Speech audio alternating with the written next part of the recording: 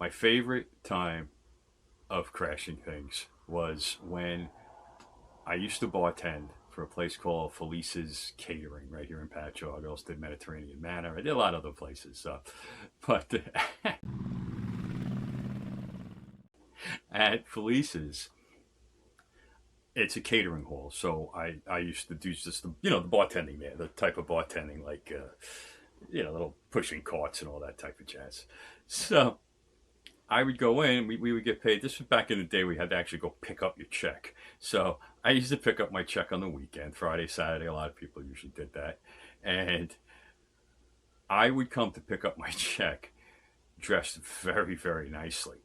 And after I would get my check, there was usually, the way I would plan it is that there was usually some sort of function going on. It'd be the best if it was a wedding, because during the wedding time there was always the cocktail hour. So I would go in there and I would just wander around and I'd smile at people. Hey, how you doing? I ask people, how you been?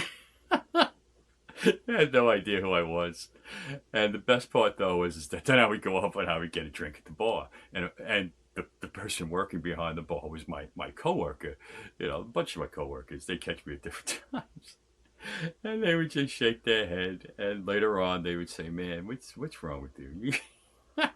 But they found it funny, so they never ratted me out. And honestly, I did that pretty much for the entire time that I worked for that company.